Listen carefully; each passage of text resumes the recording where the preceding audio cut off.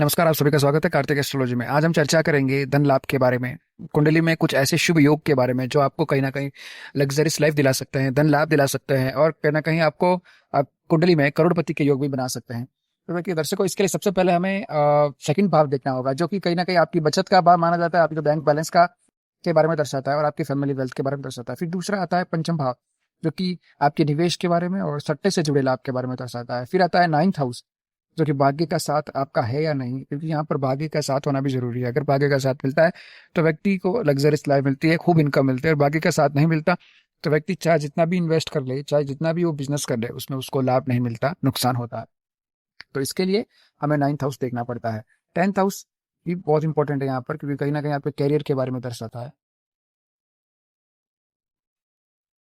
अब हम बात करते हैं कि 11वें भाव के बारे में। तो देखिए, सबसे महत्वपूर्ण भाव माना जाता है। यहाँ पर आपकी इनकम, टोटल इनकम के बारे में और आपके प्रॉफिट के बारे में 11वां भाव दर्शाता है। 11वां भाव अगर मजबूत है, बहुत अच्छी स्थिति में, शुभ ग्रहों से युक्त है, तो फिर आपको कोई भी टेंशन लेने की जरूरत नहीं है।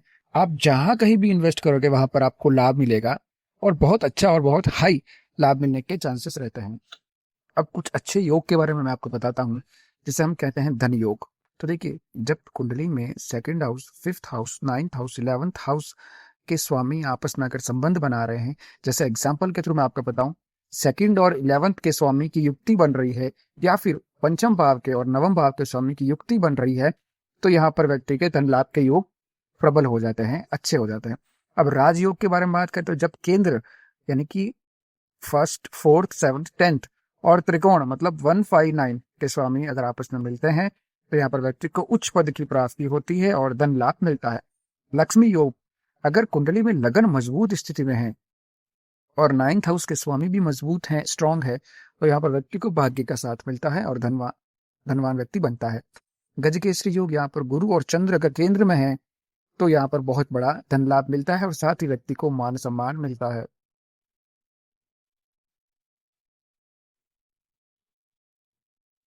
अब हम बात करते हैं कि करोड़पति कुंडली में बनाने के विशेष संयोजन क्या क्या होते हैं। तो देखिए, 11वें भाव में अगर गुरु और शुक्र हैं तो बहुत लाभ मिलता है। लगन अगर मजबूत स्थिति में है और दसम भाव भी मजबूत स्थिति में है तो भी बहुत लाभ मिलता है, कैरियर में बड़ा पैसा मिलता है।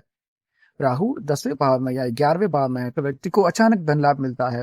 मतलब जहां कहीं भी इन्वेस्टमेंट करे वहां पर उसको बहुत बड़ा तिगुना या चौगुना धन लाभ मिल सकता है। सेकंड भाव में अगर शुभ ग्रह है तो व्यक्ति बचत भी बहुत करता है और धन लाभ भी उसके होने के चांसेस ज्यादा रहते हैं। तो देखिए, अब दर्शकों, हमने 11वें भाव के बारे में चर्चा की है। कौन कौन से ग्रह सबसे शुभ माने जाते हैं, तो कुछ ग्रहों के नाम मैं आपको बताता हूँ। जैसे कि यहाँ पर बृहस्पति अगर 11वें भाव में है तो बहुत शुभ माने जाते हैं।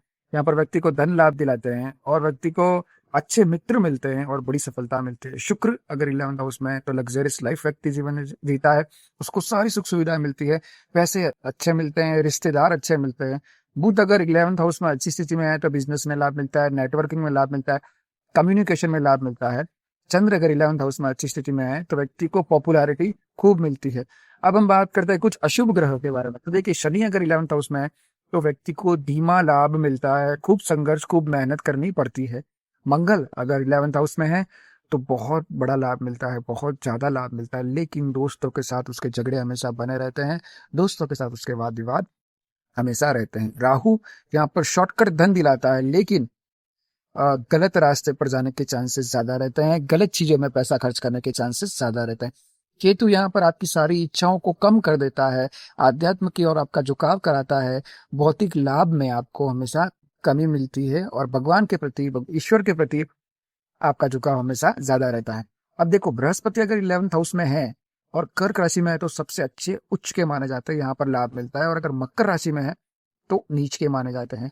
शुक्र अगर मीन राशि में है तो उच्च के माने जाएंगे। कन्या राशि में है तो यहाँ पर आपके संबंधों में कमी आएगी, सुख सुविधाओं में कमी आएगी। मंगल मकर में उच्च के माने जाते हैं, स्ट्रांग माने जाते हैं। कर्क राशि में नीच के माने जाते हैं। शनि तुला में उच्च के माने जाते हैं और मेष राशि में नीच के माने जाते हैं, यहाँ पर इतना लाभ नहीं दे पाते। इसलिए 11वां भाव बहुत जरूरी है दर्शकों, धन लाभ के लिए, लग्जरियस लाइफ के लिए। 11वें भाव से हमें हमेशा कुछ ना कुछ बहुत अच्छा सीखने को मिलता है।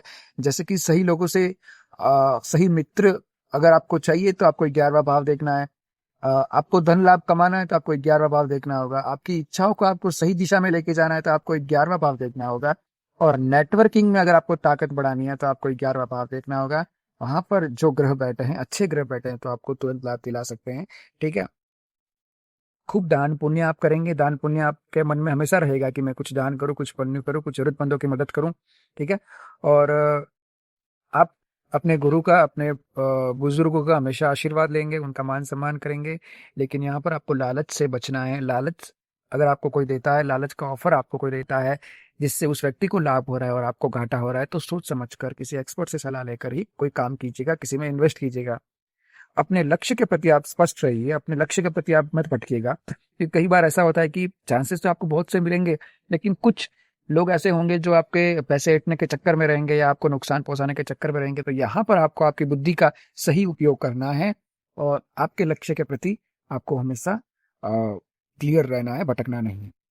ठीक है दर्शकों, आज के लिए बस इतना ही। आज हमने चर्चा की 11वें भाव के बारे में, कुछ अच्छे योग के बारे में, और सबसे महत्वपूर्ण हमने चर्चा की कि आपकी कुंडली में लग्जरियस लाइफ के योग है या नहीं, इसके बारे में हम चर्चा की। आप हमें कमेंट करके जरूर बताइए कि कुंडली की आपकी 11वें भाव में कौन सा ग्रह बैठा है, किस राशि में बैठा है। ये हमें आप कमेंट कर जरूर बताइएगा। चैनल को सब्सक्राइब जरूर कीजिएगा, वीडियो को लाइक जरूर कीजिएगा, वीडियो को शेयर जरूर कीजिएगा।